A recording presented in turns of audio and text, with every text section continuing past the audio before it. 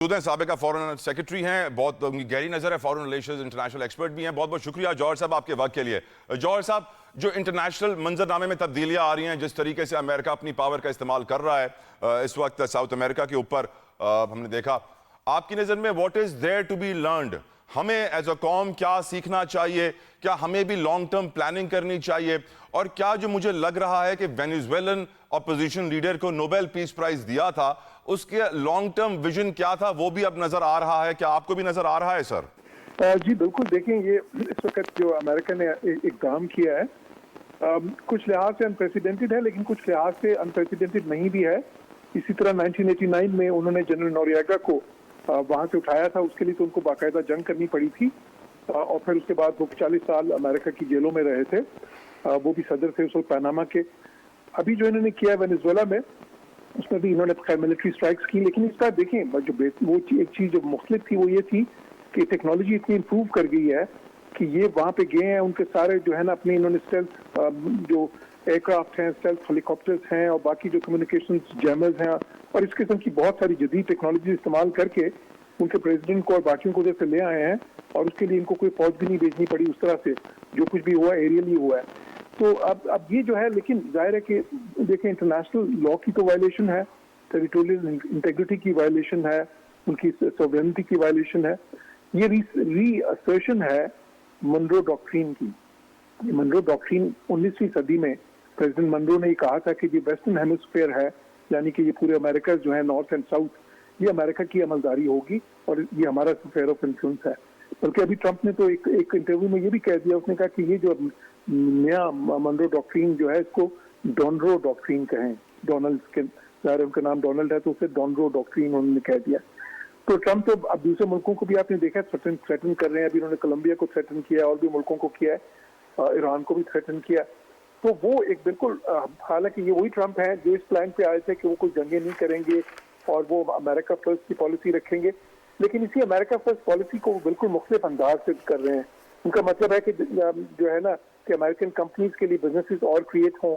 America की oil company, America को sir तेल चाहिए ना वेनेजुएला का, बेसिकली दुनिया का सबसे बड़ा जखीरा तेल का वही है। हाँ, वो वही है। और उसमें एक और इंटरेस्टिंग अमर है, वो ये है कि देखें, जो वेनेजुएला का तेल है वो है हैवी सावर क्रूड। अमेरिका के पास जो तेल है वो लाइट स्वीट क्रूड है, सऊदी अरब के पास भी वो लाइट स्वीट क्रूड है।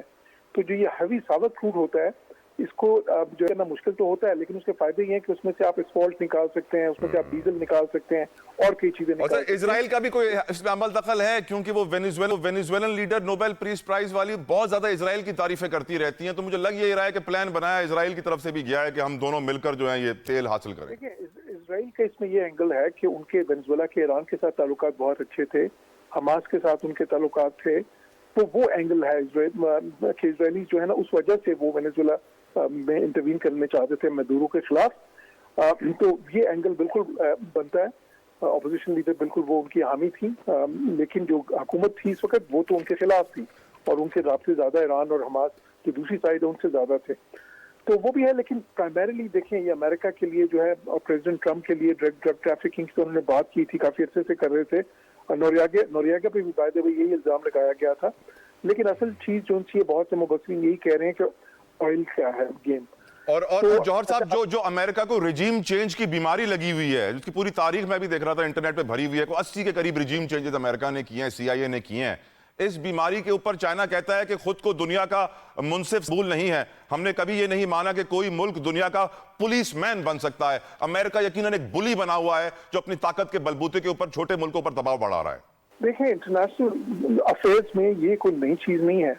मतलब ये जहां से इंटरनेशनल रिलेशन शुरू हुआ था, पेलोपोनेशियन वॉर्स, तो वहां पे भी इस प्रेमिस पे शुरू हुआ था कि the strong will do what they can and the weak will suffer what they must. तो ये इंटरनेशनल रिलेशंस में हमेशा ही हुआ है, आपने बारहा देखा होगा। अच्छा, अमेरिका भी बहुत ज्यादा ऐसा करता रहा, लेकिन दूसरी ताकतें भी बहुत करती रही हैं। जहाँ पे सोवियत यूनियन क्या नहीं करता था, जब उनके पास मौका था उन्होंने भी किया। उन्होंने कितने सेकेंड वर्ल्ड वॉर के बाद उन्होंने पूरे ईस्टर्न यूरोप में रिजीम चेंजेस किए, अपने पपेट गवर्नमेंट्स वहां पे बिठाई, बाद में भी करते रहे। तो ये सारी देखें, ये जो सुपर पावर्स हैं ये सब करती हैं। लेकिन जो आम चीज है आपने जो कही थी वो ये थी कि पाकिस्तान के लिए इसमें क्या जो है ना सबक है, तो उसमें कोई शक नहीं कि पाकिस्तान खैर एक न्यूक्लियर पावर है। हम जो है हमारी जो अफवाज है, बहादुर अफवाज, उन्होंने तो इंडिया जैसे बड़े मुल्क को देखे आपने अभी शिकस्त दी है।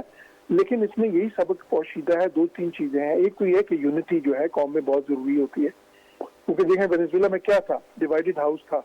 तो एक तो वो मसला, दूसरा ये कि आपकी अफवाज जो है वो आपकी जो डिफेंस है वो इम्पेकेबल होनी चाहिए, वो इम्पेनिट्रेबल होनी चाहिए, वो बहुत जरूरी है। तो पाकिस्तान की माशाल्लाह है उस तरह से, और इसीलिए फिर अब जब जारियत होती है तो पाकिस्तान जब आप उसका मुंह तोड़ जवाब देते हैं तो उससे आपकी एक डिटरेंस जो है ना वो क्रिएट होती है, कलेक्टिवली भी क्रिएट होती है। तो वो बिल्कुल है। लेकिन अब देखें ये इवॉल्विंग सिचुएशन है, क्योंकि इसमें खतरनाक पहलू ये है कि अगर अमेरिका ने अब इस तरह किया है तो फिर रशिया और जो दूसरी ग्रेट पावर्स हैं उनके भी जो है ना, उनके लिए भी आपने एक प्रेसिडेंट सेटअप कर दिया ना। लास्ट तो आपने 89 में किया था, तो उसके बाद अगर 37 साल के बाद रशिया अगर अभी अपने जहाज उतार के ज़ेलेंस्की को उठा ले तो कोई बड़ी बात नहीं होगी। मतलब अगर देखिए ना, रशिया के पास इस तरह की टेक्नोलॉजिकल कैपेसिटी शायद नहीं है, लेकिन अगर वो कर सके तो फिर वो भी कह सकते हैं कि जी हमने इस बेसिस पे किया है। Right, तो sir. क्या आपने वो डिफाइन तो कर दिया ना। America is famous for regime changes, कोई नई बात तो है नहीं। अब हम देख रहे हैं कि वेनेजुएला के ऊपर भी ताकत का भरपूर उन्होंने मुजाहरा किया है।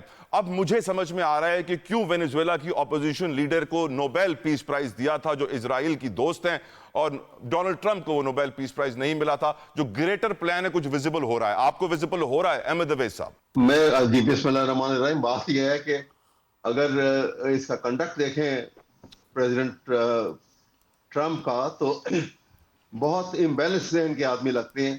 एक दफा कुछ कह रहे होते हैं, एकदम से वो अपने विम्स के अपने, ऐसा लगता है कि instead of using his wisdom वो ज्यादा अपने विम को और अपने मुझे लगता है सर वो इजराइल से ज्यादा डिक्टेशन ले रहे होते हैं, सोच रहे होते हैं कि वो नेतन्याहू क्या बोलेगा, उसी हिसाब से मैं स्टेटमेंट दूं।